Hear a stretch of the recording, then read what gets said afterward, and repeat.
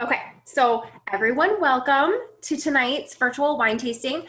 Mitchell is going to start walking us through the tasting in just a minute, but I wanted to give you guys a little bit of background. If you were in town, we're going to be live on the call. You signed up. We went ahead and everyone got a sample tasting bag. They came in cute little bags, and then inside were 4 lovely that you guys got. You got a piece of each bar. Sorry if it's, if your spouse's piece is bigger. We brought our own. BYOC. There you go. They broke the bars because they feel that breaking the bar is better than chopping the bar. But I want to give you guys a little bit of background. So tonight, the company that we went with is called Raphio's Chocolates. They are located at Fresno or First and Barstow. They're a local Central Valley company, but the neat thing about them is they are 100% ethically sourced. So they source everything through like farmers that are certified. So it's all sustainably produced. It's fair trade, which is wonderful. But then the cool part is, unlike a lot of chocolate companies where you may make the chocolates there, but what they'll do is they'll purchase the chocolate piece. They actually go, like, when you buy a bar of 72% Dominican Republic, if you open the little flap inside, and I took pictures and I'll post them to the website so you guys can read about them. They tell you where in the Dominican Republic they purchased the cocoa beans from. So they go to the Dominican Republic, buy the cocoa beans, bring them back, and then from there, they produce the chocolate all in-house. So they process the beans, make the bar. So when they say that it's only 72% Dominican dark cocoa, they can tell you what farm it's from, which I think is extremely cool.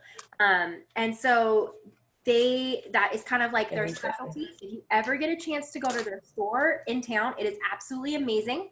I asked them during COVID, they are doing deliveries. So including Carlin Ranch, I think you have to buy 5 bars, but they'll do deliveries to Carlin Ranch. They do overnight shipping as well, but they do local deliveries if you're ordering multiple bars. And then if you go to their store, they also have a coffee shop inside, but you can order curbside. So you can do curbside pickup. You can view their window.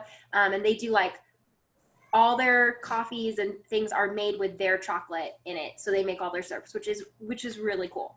And it's a great like mom and pop little shop, but they do some amazing chocolates. And then they also, one of the chocolates you'll taste tonight that Mitchell will be talking about is this bar here. It is the 72% cocoa, but it is made with Meyer lemon olive oil, and the olive oil is in partnership with Enzo's olive oil. So it's locally made, locally produced. So it's really cool. They try and keep it all kind of in-house. So throughout the night as you go, you have the first one that I think if we go, Mitchell, are we going to go kind of light to dark, or are we going to work our way back? We're gonna start light to dark, yeah. Okay. So the 4 that you have, your lightest one is going to be this white chocolate nibbly. FYI, it is sugar-free. I ate a whole bar. I could not tell it was sugar-free. I was going to hold it up. So Whole bar, Brittany. yeah, I know. But it's sugar-free, so it's fine. So the white chocolate nibbly is your lightest. And then your next is going to be a 72% Meyer lemon is the bag. That's the one that has the olive oil.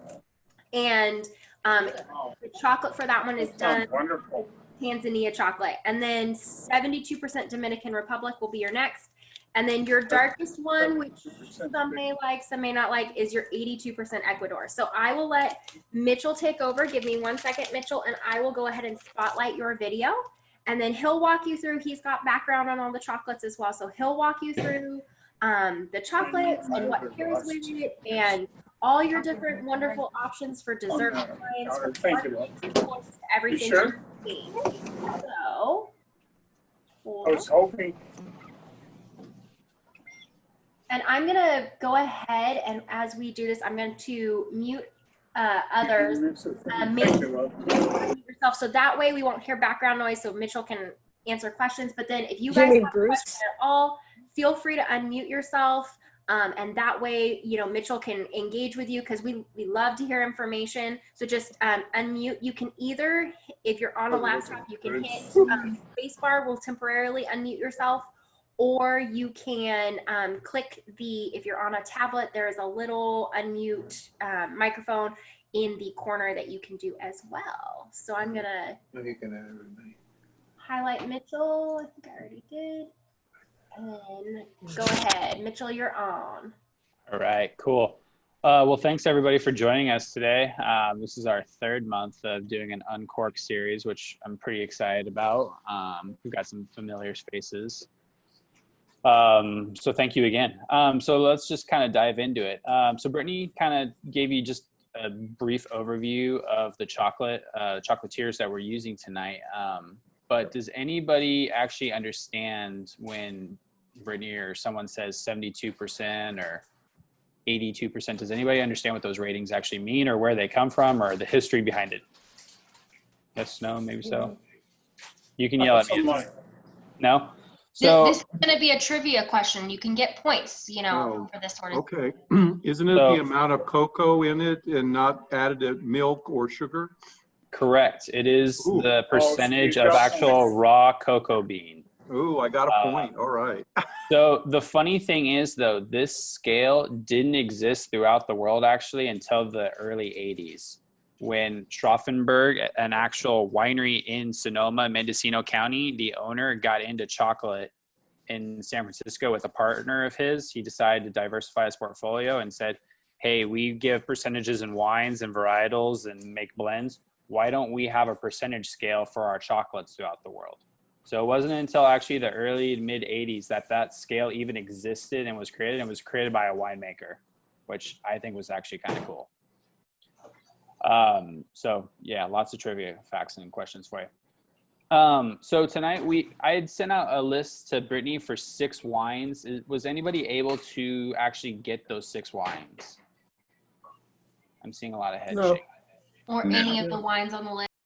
Any of the wines on the list at all? I feel bad that I was not. No worries. Okay.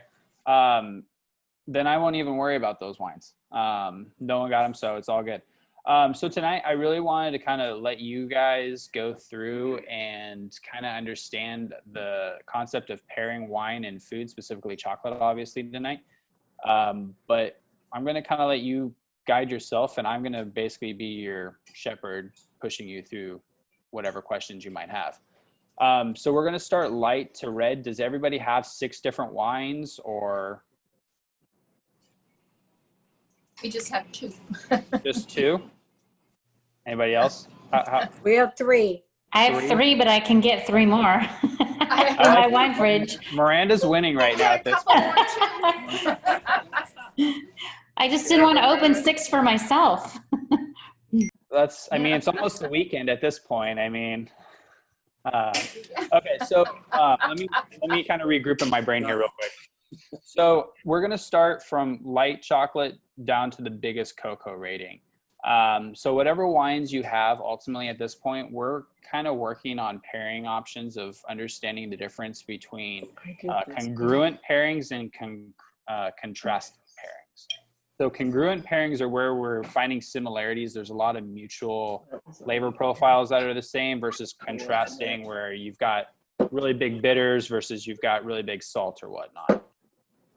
So this is kind of where you guys now will be able to taste whatever wines you have, and we're going to go through those chocolates, and you're going to be able to tell me if you're pairing. For the light. That sounds like an experience you guys are okay with? Yes. Okay, perfect. So what everybody has.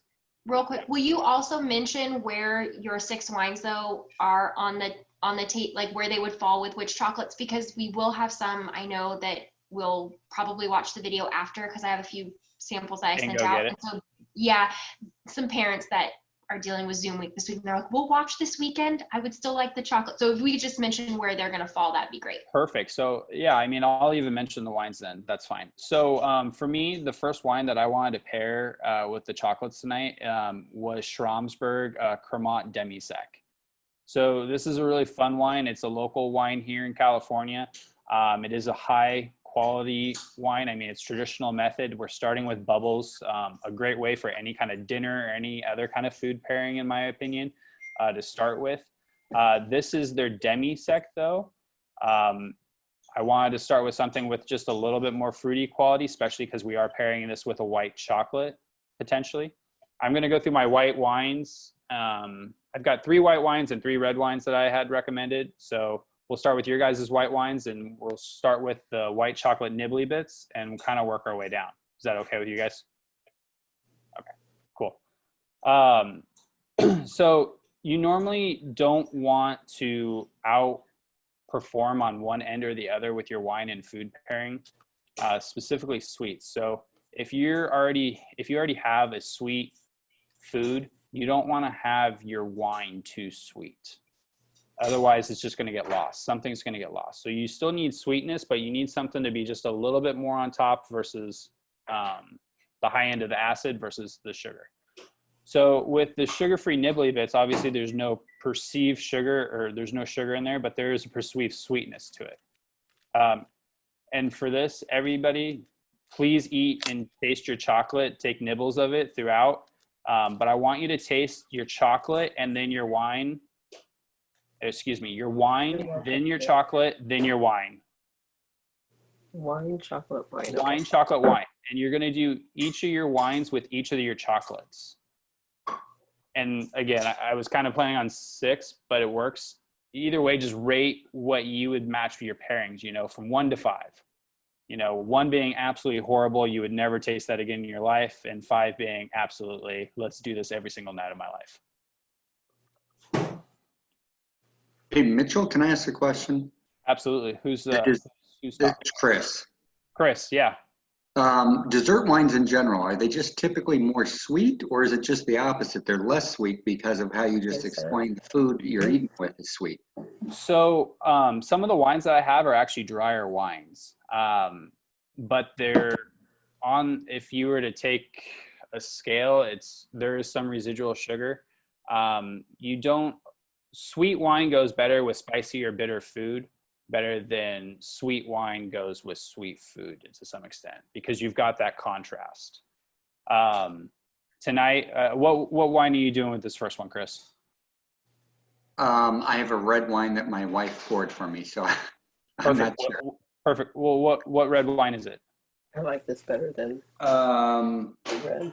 I think it's called Renegade. I'm not sure. Renegade. Why do I know that label? Sorry, it's called Daredevil. Okay, that one I'm not familiar with. But, I mean, so at this point, Chris, this is kind of the fun where you get to kind of taste those flavors for yourself and understand where you might be going with it. Obviously, we're not talking any kind of spiciness tonight, so we're working mostly on sweet and bitter and acid. So is your bitter and your acid overcoming your sweet, or is your sweet flowing in line with either the acid of the wine or the bitterness of those tannins of the red wine? Does that answer kind of? Yeah, no, absolutely. Thank you. Okay. The other thing that the chocolate's really going to bring out that isn't really, especially this next one, the Myers lemon one with the olive oil, is a fatty characteristic to it. Chocolates normally don't really perceive any of those kind of qualities. Fatty is like, if you think of like mac and cheese with the olive oil that's in the noodles and whatnot, and you pair that with a bubbly wine or a really high acid wine, that fattiness and the acid pair together and just create a symmetry, which is that contrasting flavors. I haven't had a chance to taste any of these wines, or not the wines, but the chocolates. And I'm really kind of jealous that you guys are getting a chance to do this. So please tell me if you like the chocolates or not, because then I know if I need to go buy them or not. I hope they are. It's really cool to see a family-owned We wine. can send you a tasting bag. Okay. Well, either way, I was kind of putting through a shopping list, so you know. So what does everybody think of their first pairing though? Was everybody, besides Chris, was anybody else able to get a white wine in with that first white chocolate? I I did. had a white dessert wine. What white dessert wine did you have? It's a J-Lore white Riesling. Okay, perfect. Yeah. So if I remember I correctly, thought it was a little sweet together. that was kind of going to be my guess because I believe that Riesling with J-Lore is a late harvest and it's up there in that like 12 to 13% residual sugar. Right. So then I tried it with a Pinot, Mm-hmm. and it's a Kendall Jackson, and it was good with this. Is it their Monterey Pinot? I'd Or have just to their go California bottling? grab the bottle. I think, yeah. Either way, that to me makes a lot of sense because the nibbly with just a little bit of that raw cocoa within the white chocolate does, to me, it would match those cherry flavors of the Pinot. Right. So I like that together. Okay. Anybody else? Anybody else have some really cool that they have a pairing that they hated that they have and a pairing that they hated or liked? So I did the, I have a Justin Sauvignon Blanc. Okay. So not really dessert, but That's great. Though. I had just, I have a Tawny Port and a Tobin James dessert wine, and I probably opened the port, but yeah, it was like really tart. It made the wine taste really tart, and then I'm not a big like white chocolate fan to begin with, so I guess it didn't bring out anything that I loved more about the chocolate. Okay. So. Maybe for the Meyer Lemon, that Sauvignon Blanc will be really. I'm hoping it will be good. Yeah. Okay, I'll go back to with that then. Sauvignon Blanc. If I remember correctly, their Sauvignon Blanc does spend some time in oak, so it is a little bit more rounded. Yep, I think you're right. Yeah. Anybody else? Kelly? I paired it with a Chardonnay. And What Chardonnay you got over there? I think it was a Behringer. Okay. Yeah, and it was okay. I didn't love either one, but it was okay. Was there a part of it that specifically that you didn't like, or was it just not working for your palate at all? It just didn't pop. I didn't hate it, but it wasn't like this is great. Okay. Yeah. I'm guessing just because Behringer Chardonnay is got a lot of malolactic, that creaminess, it kind of got lost with that, even though it's white chocolate with the bitterness up there to 72, which is more than like a milk chocolate. I'm assuming that bitterness of the chocolate kind of just gave you that kind of flavor on your tongue. Exactly. Okay. Yeah, so that's where you're kind of backwards, where you've got more bitterness in your food, but your wine is almost then perceived as like just kind of muted. Right. Right. Okay. Makes Perfect. sense. Paul Brooks, what do you guys got going on? We have an Asti Spumante, a Cinzano. Okay. We weren't real impressed with the white chocolate, but we're not big white chocolate fans either. But it just kind of laid there. Okay. It wasn't a complimentary taste, I would say. Yeah, no. So for the flavors, would you just kind of say that the white chocolate just kind of overshadowed the Spumante then? Yeah, the bitterness, the bitter aftertaste of the chocolate just didn't seem to complement the. Okay. So that's a 1 out of 5. Terry, what do you got going on over there?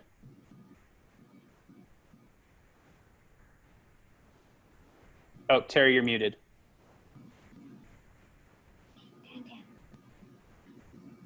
Okay. Oh no, I know she's. Oh, perfect. I had the dessert wine, and then I had the Pinot. Okay. We went over that earlier, I think. I didn't care for it with the dessert wine. I liked it with the Pinot. Okay, perfect. But again, I'm also not a white chocolate lover. Brittany, it sounds like you and I kind of struck out with this idea of white chocolate today on that one. I think it tastes really good. Maybe it's just with the wine, but I will say their white chocolate, it's unique and different, and it's sugar-free. So if you have sugar-free fans, there you go. Did I miss anybody with their pairings on this one, Steve or the Daltons? You know me, Mitchell, I don't have any wine in the house. So Brittany and Mitchell, the chocolate's great. Perfect.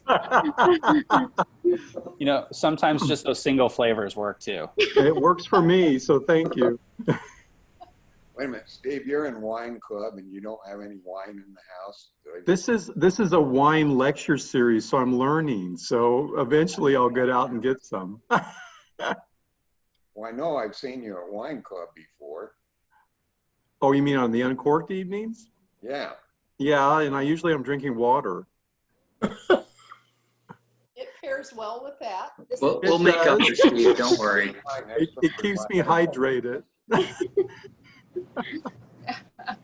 Dalton's, I think I saw Soap and James bottle over there, and now it looks like bubbles. Yeah, now we have Prosecco. We thought we'd start with the Prosecco.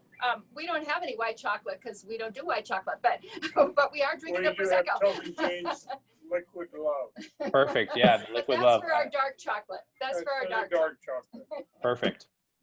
So as you guys just kind of found out on your own, white chocolate, and this was kind of one of the fun, that's why Brittany and I were kind of stoked about also doing white chocolate. Well, I was anyways. White chocolate is extremely hard to pair with because it is such a different flavor profile than your normal chocolate. Even your milk chocolate, which is only like a 10% raw cocoa because there's so much milk and creaminess into it. Milk chocolate adds its own flavor profile, even with this one with a 72% raw within and the nibblies. It just is a very hard pairing. So the two wines that I had picked out specifically thinking about this one, actually three if I do all three of my whites, was the demi-sec, which is Schramsberg Cremant. I had picked a Vouvray, their demi-sec, which is a little bit more of the sweeter, but there is still some acid floating, but not over the top. It's very low acid at that point. And then a Sauterne out of Bordeaux. So if you ever do get a chance to taste any of those kind of three styles of wine and want to go out on a limb again for white chocolate, I know most of you aren't white chocolate people. Those might be a little bit more compatible pairings. All right. You guys ready for the Myers Lemon then? We're going to kind of just work down that line if you're all good with it. Okay. So remember, wine, chocolate wine. When I used to work in a port house, they used to call it PCP, port, chocolate, port, which always was weird to me. It sounded like we were working in a different neighborhood. But the reason because of that is you want the wine ultimately to kind of saturate your palate and get that first kind of initial flavor coated. And then the chocolate's going to come through ultimately because the chocolate in most cases is going to be more bitter.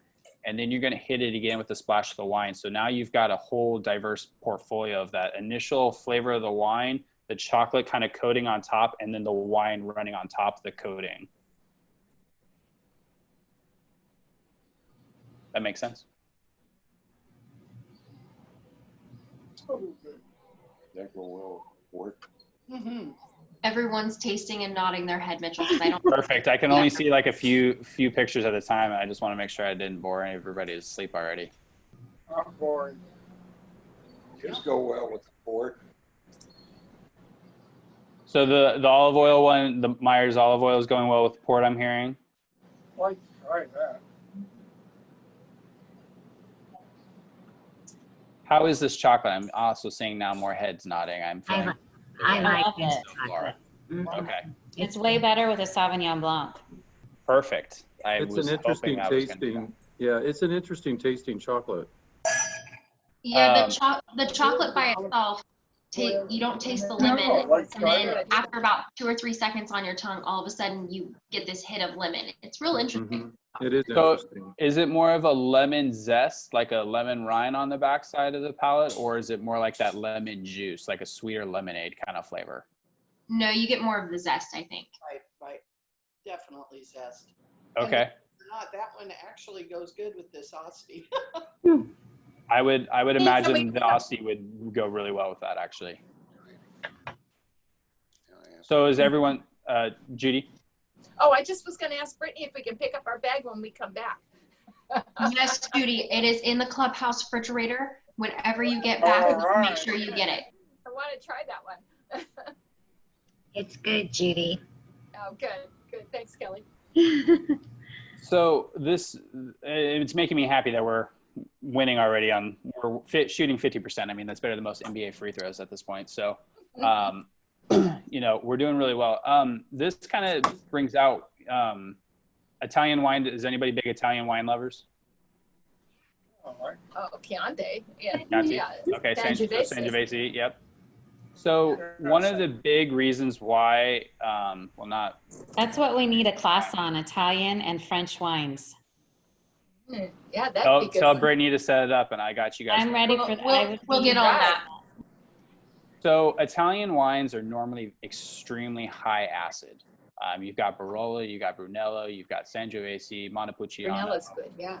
All these wines are extremely high tannin, high acid. Now, what is the other not viticulture, but what is the other major ag aspect of Italy is olives. Olive oil and bread is like almost every part of everyone's meal.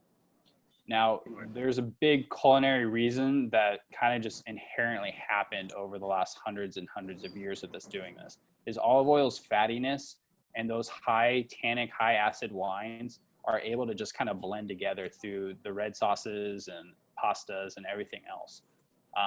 So it's really kind of cool to hear some of you talk about some of your bigger red wines that you're drinking and how it's working with the fattiness of the sugar and chocolate.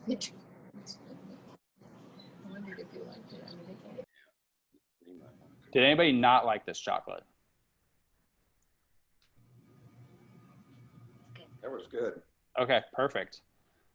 So again, like to me, not really knowing what this was going to taste like, I still think that for the wines that I'd selection of the whites anyways, this really would have gone really well with the Vouvray from Clos Lanson, the demi-sec, as well as the Chateau Micelle Sauterne. But on the reds that I had picked out, I also really think this would have gone really well with the Lambrusco. Lambrusco is a sparkling red wine actually out of Italy. Lambrusco is a great varietal. It comes out of the northern Spain or northern Italian region of just up next to Tuscany, basically. Any questions, comments, concerns, epiphanies at this point on those first two chocolates that we got going on? That you were just talking about it's the Botticello Dolce Lambrusco? Exactly, yeah, and it's $8 at Total Wine, and it's exceptional quality. Lambrusco, unfortunately, has in America either very, it's good quality, and you're talking, under $10, but I can get you up to a $50 Lambrusco in a hot second too. It just kind of depends. There's no middle ground though. It's either under 10 or 40 and above. Under 10 is not so good. So which one? That one is really good though. Are you guys moving on to the next chocolate already without me? I hope so. All right, so the next one that we were doing, Yeah, next one. that was the Dominican Republic 72, correct? Yes. Perfect. I really encourage you guys to go talk to the owners over there at Raphio. Just doing some research on them. I mean, the husband and wife, they named it after their kids, but they went over to Indonesia and went and explored all these different cocoa farms and selected the farmers and now have those relationships to basically get drops directly from them. There's no importer in between. That's why it is kind of a little bit more expensive, but you're seeing that quality of just a single farmer to chocolatier directly, which I think is awesome. I mean, I only know of a few other chocolatiers like that in California. And I'm excited to ultimately taste them to see how they hold up to the game. Mm-hmm.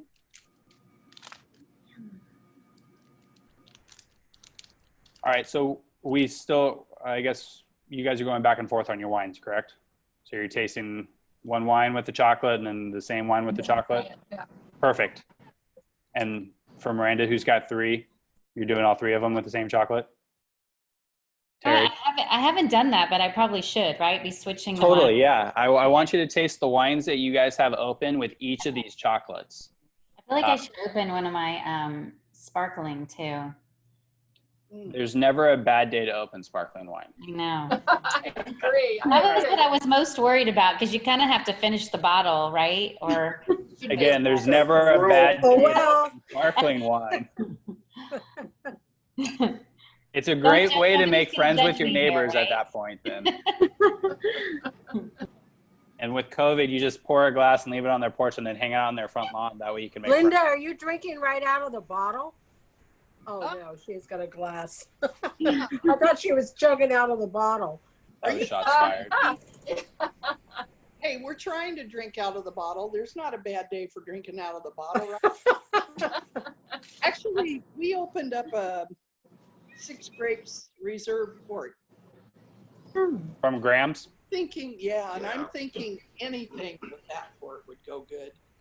Wieners, for heaven's sake, it's good. That is an extremely consumer-friendly port. It hits pretty much all the criteria of just easy drinking, good flavor. It's not crazy alcohol. They only fortified it with about 70% neutral brandy, if I remember correctly. Yeah, it's just an easy drinking port, especially for the price point. Yeah. Joe, how do you remember all these? Like we say 6 grapes and you say grams. How do you remember all Maybe these? I should open. I don't do anything else with my life but alcohol. So. Hey, there's a little bit of something else. So you can take that how you want, but I swear it's a Maybe, profession. just in case. Life is good, huh, Mitch? Okay. Again, there's no bad days, just struggles, but there's no bad days.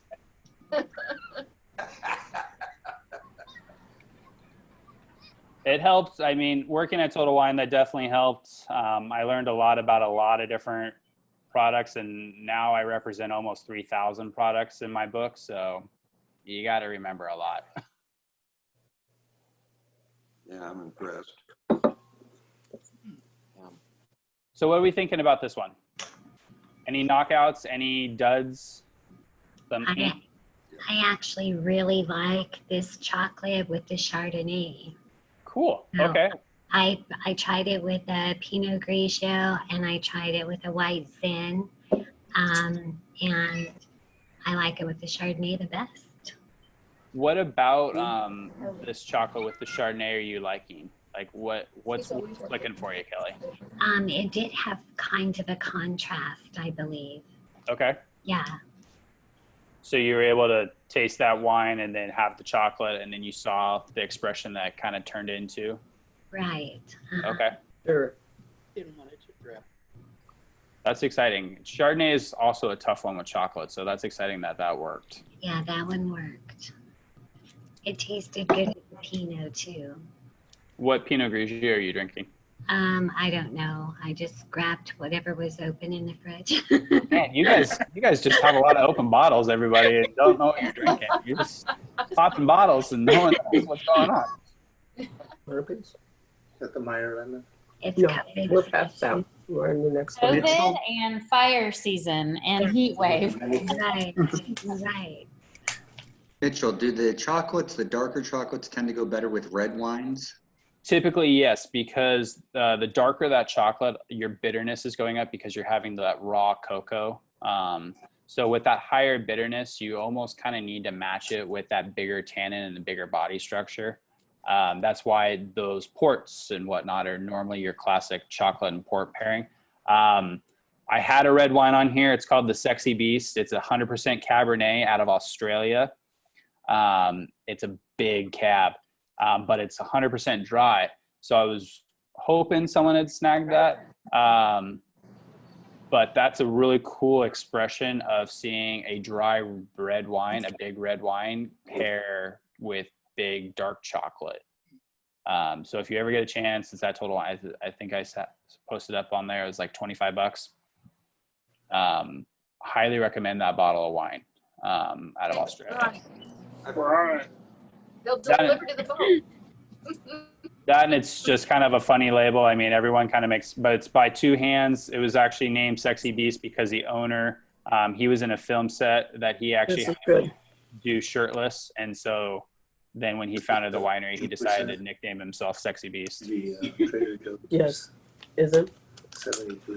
Okay, I like the Dominican best with my, I have a Trinidad dessert wine. It's a red one, a red dessert wine. Okay. Is that Zinfandel? But it doesn't say Zin, it says Angelica. I don't know if that's just the name of it, but it says California dessert wine. I'm willing to bet that's coming up out of either Lodi or Amador County if you look on the back label. But Angelica is a varietal on its own, but it is thought to be a subspecies of Primitivo and Zinfandel. Like that. This is from Geyserville? I don't know. Hold on, I've got my. So that's up in Sonoma then. Okay. Right. So there's some old vines up in Sonoma then too. Yeah, but that was my favorite pairing with the Dominican. Oh yeah. Perfect. What's the alcohol on that one? Like 19, 20%? What is it, Richard? We're checking. I got to get more light in here. You know, we have old eyes. What's the alcohol content on that? You know, Drinking in the dark is like drinking in the light. You know, it works either way. Oh, 20%. 20%. Perfect. Yeah. So that's kind of the fun when you start talking ports, and I'm sure a lot of you are now drinking your late harvest or your ports.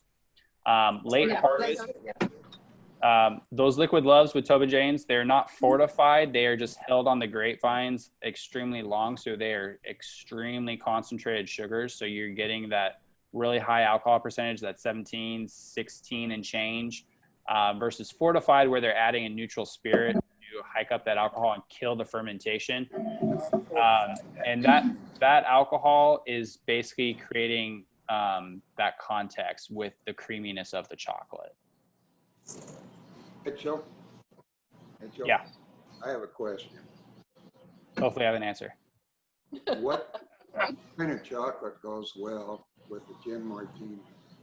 Because since COVID started, we've been drinking one. So what kind of gin are you drinking? Are you drinking something a little bit more floral, or are you drinking something more like a London Dry? Botanical. Botanical. What is it, St. George?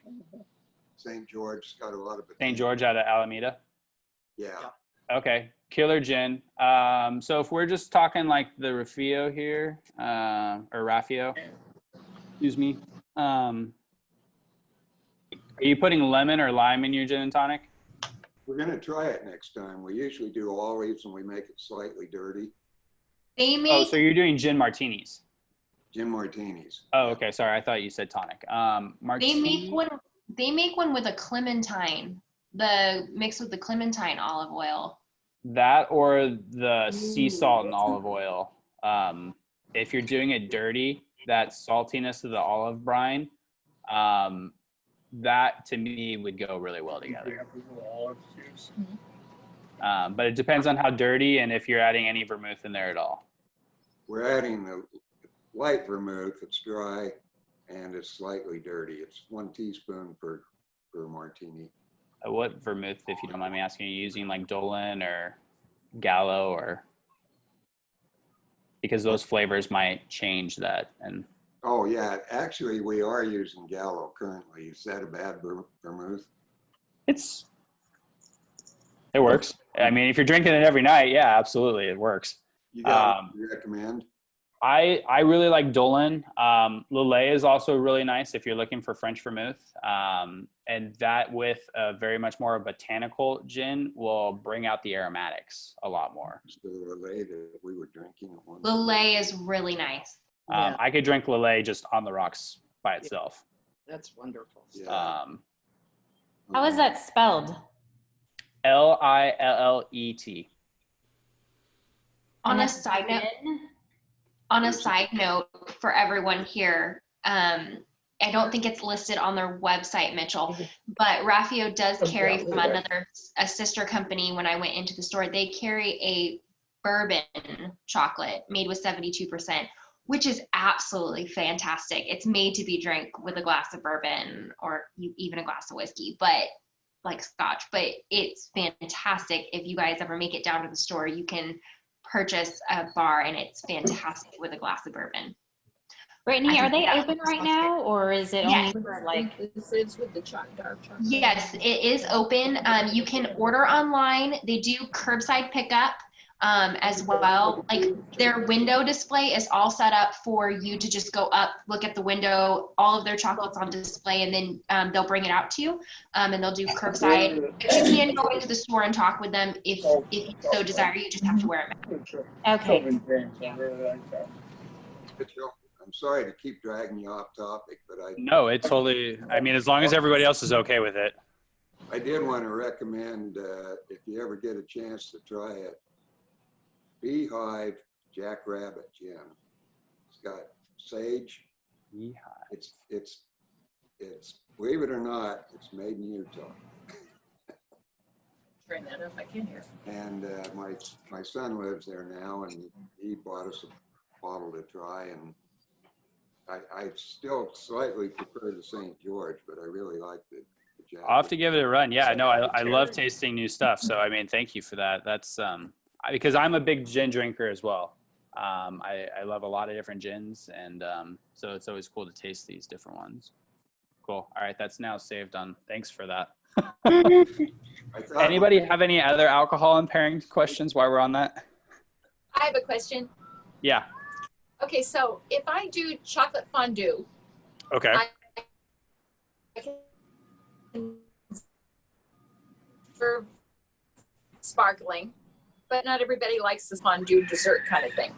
Judy, you broke up just a little bit. I don't know if you broke up on anyone else's. What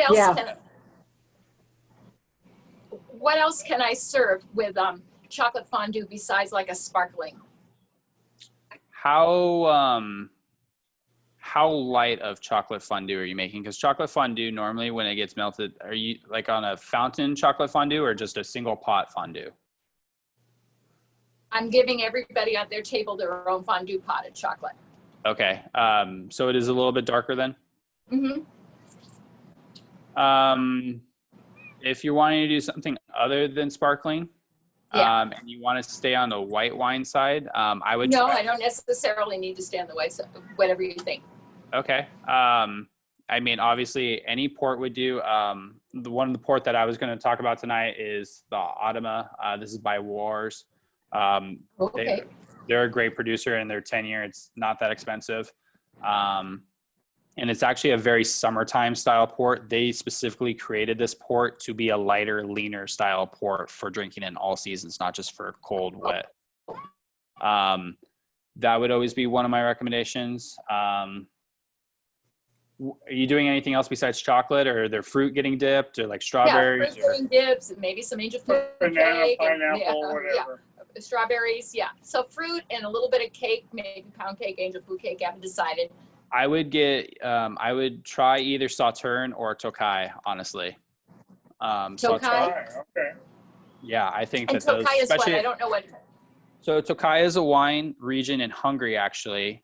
It is a wine that goes through botrytis just like Sauterne. So it actually, the grapes stay on the vine just like a late harvest, but they get what's called noble rot or gray rot. So there is a mold that grows onto the grapes, but it's a mold that is not invasive or unhealthy. It's a gray mold, not a black mold.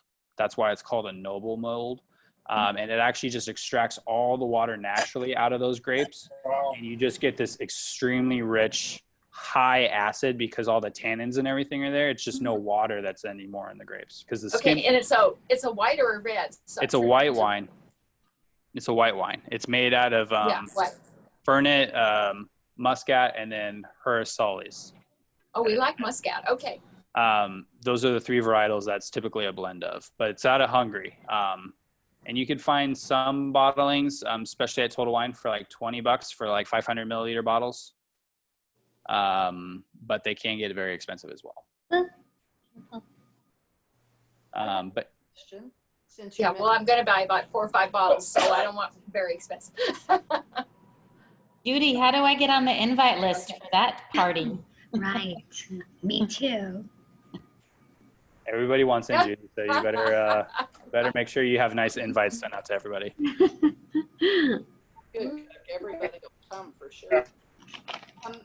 You mentioned Muscat. What is your favorite Muscat? Domestically, I like Saint Supre's Muscat, honestly. Their Moscato. It is a still wine, but it is just got just a little hint of effervescence, and there is enough acid. Moscato's tough, made here in the U.S. I feel most producers definitely target the 21-year-olds that are just getting into wine, and We've had trouble finding a good one. high sugar. Muscat Canelli, there's actually some really good producers throughout the state. There's a bottling from Total Wine. It's called Apex. It's out of Washington. They make a really nice Muscat Canelli. Good balance between the sugar and the acid. That would actually go really well with that lemon chocolate I think that you guys all just ate.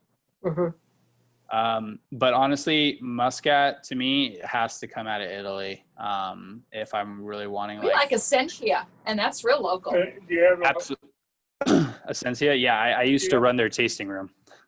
So yeah, if you want local, the best Muscat is definitely Quaddy. Oh, okay. So that's good. Their orange out of Muscat. Madeira? Yep, up in Madeira. Yeah, it's only like a 35-minute drive up off Avenue 12.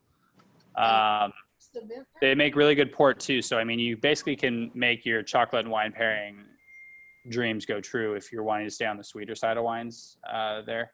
I miss the vintner. That's Quaddy. Quaddy. Yep. Okay, how do you spell that? Quady. Oh, okay. I've heard that, yeah. Okay.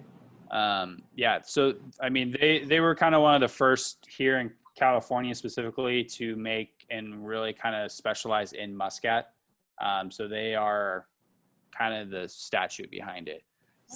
But it is definitely sweet Muscat. Doesn't Ficklin do a Muscat also? I believe they do an orange Muscat. They Yeah. do a single bottling of it. They don't do like multiple things, but Ficklin is definitely known more for their ports. Right. How would you compare the Quaddy with the Ficklin for a local blue Scott? Take that hat off your hand. I would do definitely say Quaddy for the Muscat, just because they have multiple different expressions. But honestly, Quaddy and Ficklin are kind of tied, in my opinion, for port. They both have several different expressions of port and several different vintages. Price points are all kind of roughly about the same. It just depends on what style you like. If you want a much more tannic style port, Quaddy's your game. But if you want something that's a little bit more traditional, the actual true Portuguese port, Ficklin all day long.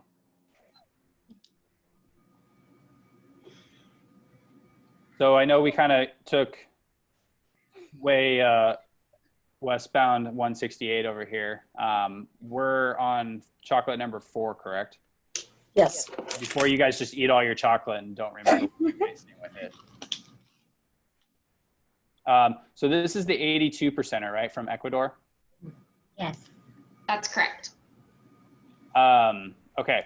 So to me, this is probably going to be also, so we kind of had the very hard spectrum of the white chocolate and then the 83%. So depending on your wines, this is either going to be amazing or it's going to be a little bit bitter and astringent, I think. But you guys tell me. You guys are the ones doing the pairing. Oops. And again, this to me, one of the wines I picked was the Automa 10-year-old Tawny Port from Wars. I think that this would have gone pretty awesome.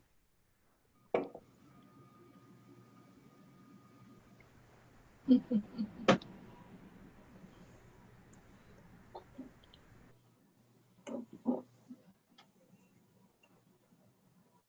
like everyone's taking the sip, see how it goes, and then I'm just clicking. I'm clicking through everyone's facial expressions. You guys are priceless. I should videotape you guys doing this. This is, I could make America's most funny videos. I could make some money. This was my favorite, the Ecuador chocolate. Okay. Where's And I feel like it went with, because so now I have a Stromsburg Blanc de Noirs open and still my Justin Sauvignon Blanc, and then I have a Prager Tawny Port. Ooh, I mean, Prager up out of Napa. I love Prager. Yeah, I'm a club member there in Stromsburg, but I don't know. I feel like it goes the best with the port, personally. Absolutely, I would probably agree with that. That Blanc de Noir, though, what vintage is it? 16 or 15? It's 14. Oh, even better. That's the wine I'm serving at my wedding, actually. Are you? Yeah, that Yay! absolutely It's exceptional. really good. When's that? It's coming up this next spring. Oh, so So- exciting. It's a good wine. Yeah. Anybody else? Chris, how are you doing with your pairings over there? Yeah, so I thought it went very good with the Petite Syrah that I had. Oh yeah, absolutely. Where's your Petite Syrah coming from? That was, again, I forget what I told you it was because now the bottle's not on my table, but Daredevil or something? Oh, it's the same bottling. Yes. Okay, Yeah, I only gotcha. have one bottle out, sorry. Gotcha. No, it's all good. I just had to remember there for a second. Yeah. Okay. Yes, that makes more sense to me that Petite Syrah would go really, really well with. We had a sea salt dark chocolate that we paired the Zinfandel, the late harvest Zinfandel with, and I like it with the salt. Is it salt like sprinkled on top, or is it within the chocolate itself? Yeah. Yeah. Yeah. It's hard yeah. salt on Yeah. top of The You can sea salt, actually get yeah. the textural, the griny. it. Yeah. Absolutely. Yeah.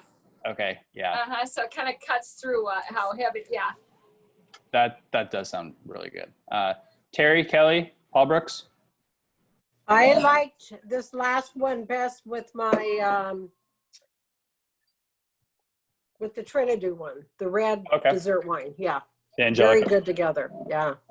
Perfect. And this is I Terry. tried it with the Pinot Grigio. Okay.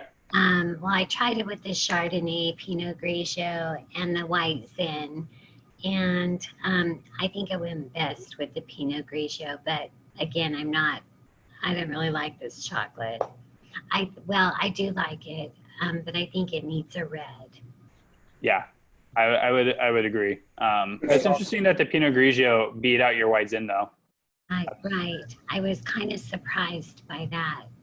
But that's the cool thing about your palate. It's your palate. So,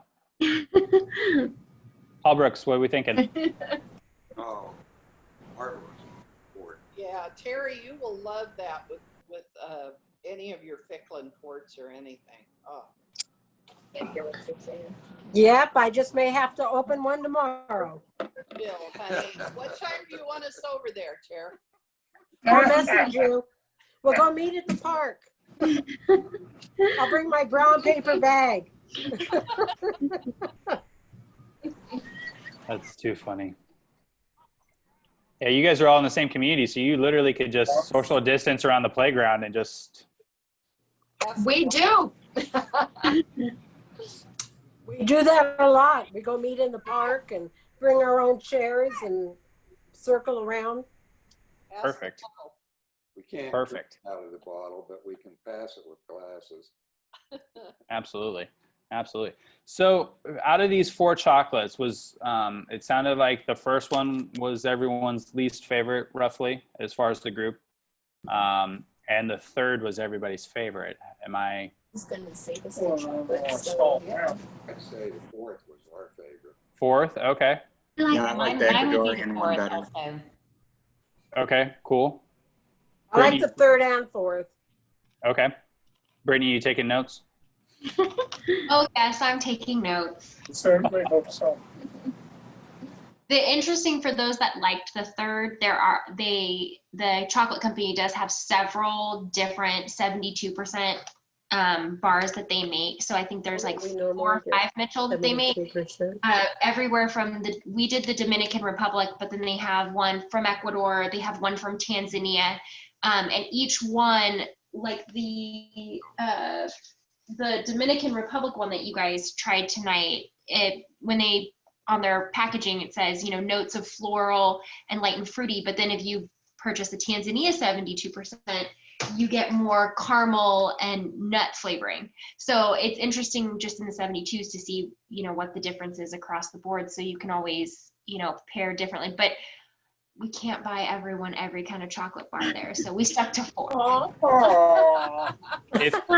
If you guys are doing parkside tastings though, that might actually be a really fun tasting to kind of have a static of the 72%.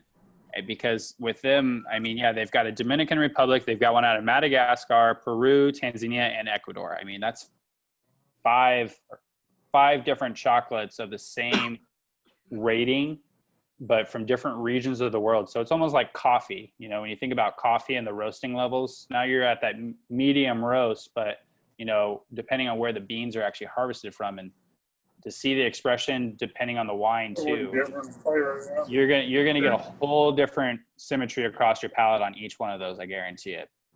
Good idea. Thank you. Round 2 in February, chocolate tasting round 2. All right, yeah.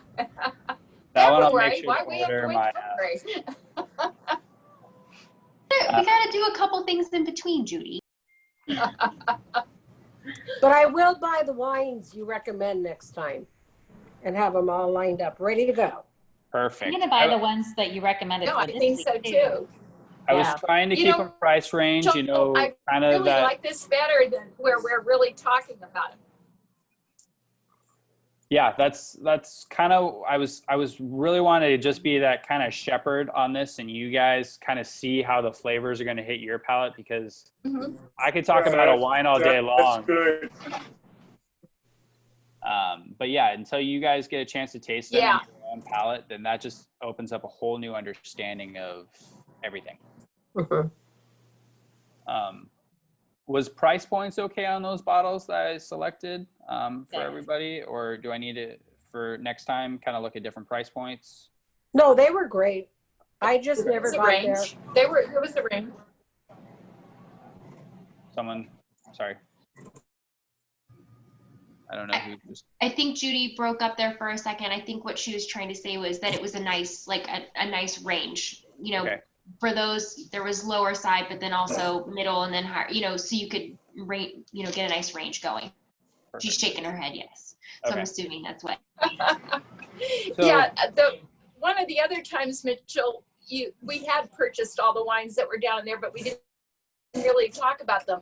But I like this better when we talk about them. Now we'll go ahead and we'll purchase the wines that that you're going to have on the list.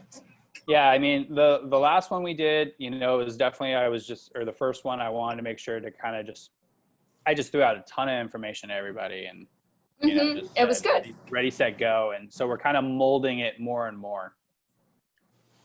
So it sounds like good job. Everyone's kind of interested in maybe a French and an Italian class. Definitely. So Brittany and I will kind of work on that. I think we're going to take a break this month of September to kind of get everybody ready for the holidays. Especially with COVID and all that jazz. But just kind of saying, for French and Italian wines, there's so much.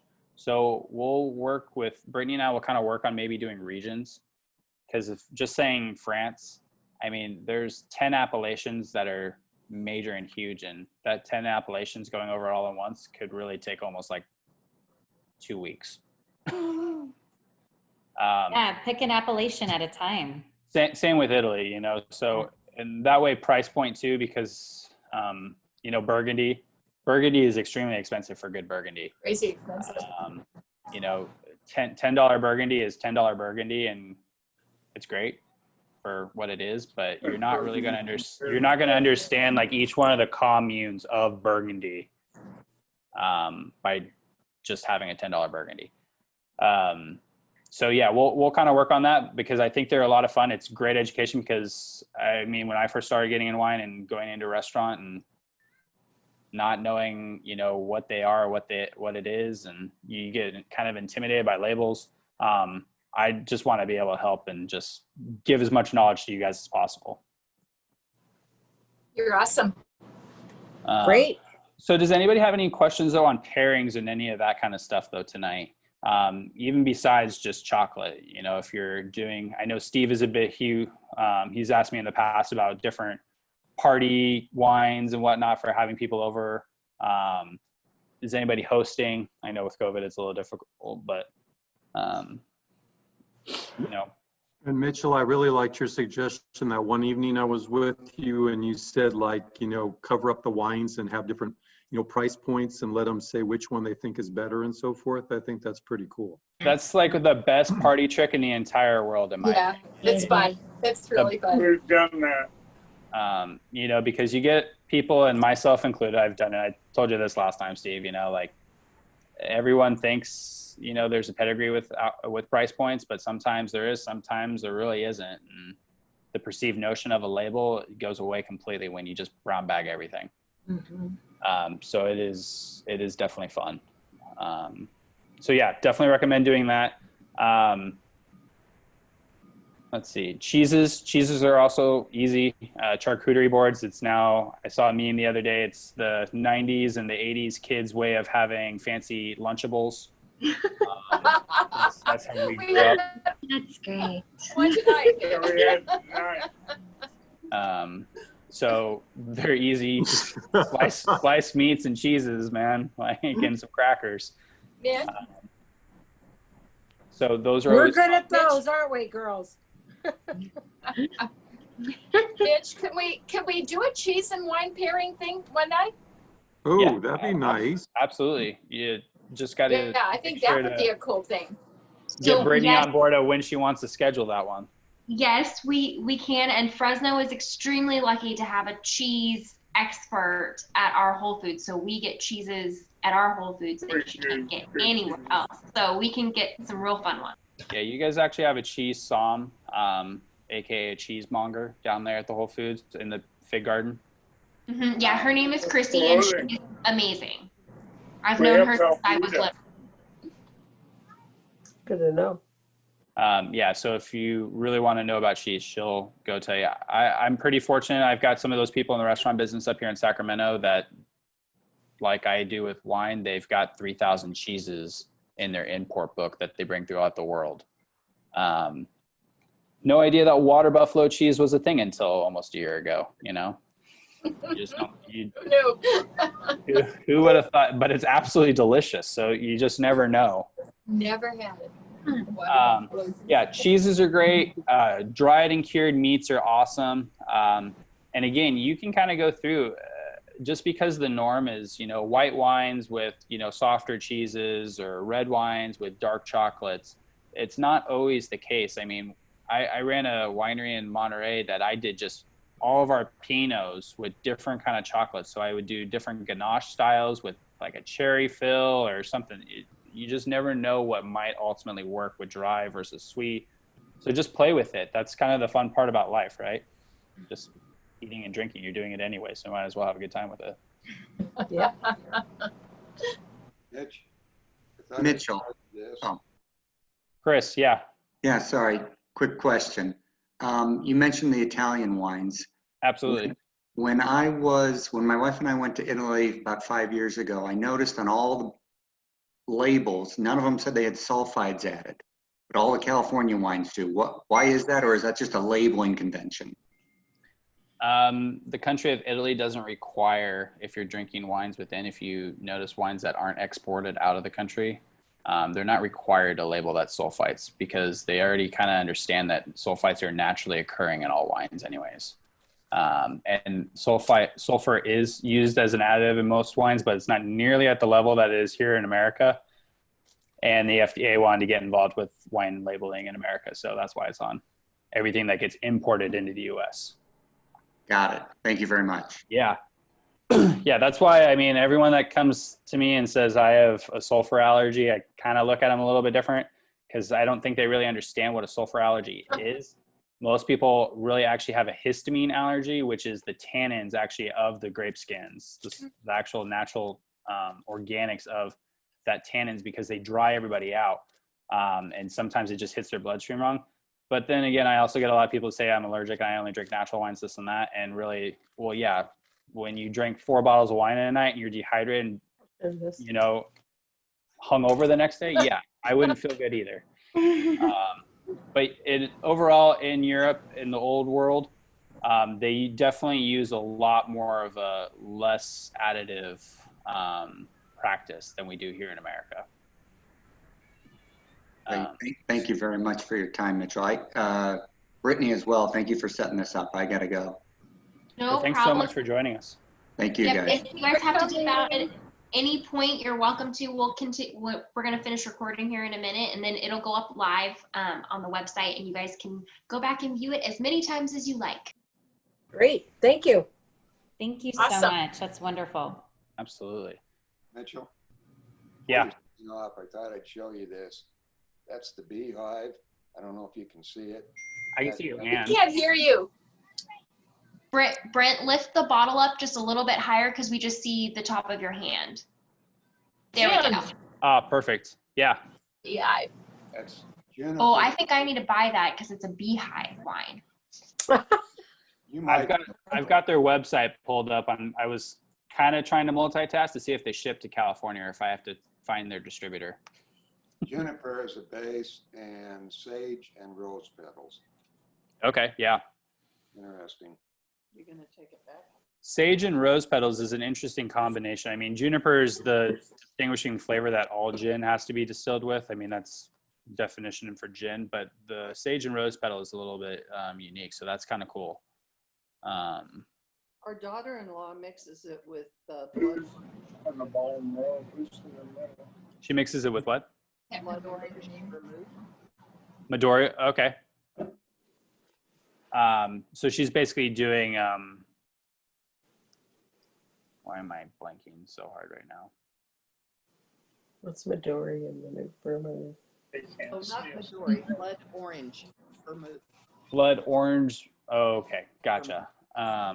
She matches up the citrus with So she's basically doing Negronis. the Knickerbocker. Yeah. Yeah. Cool.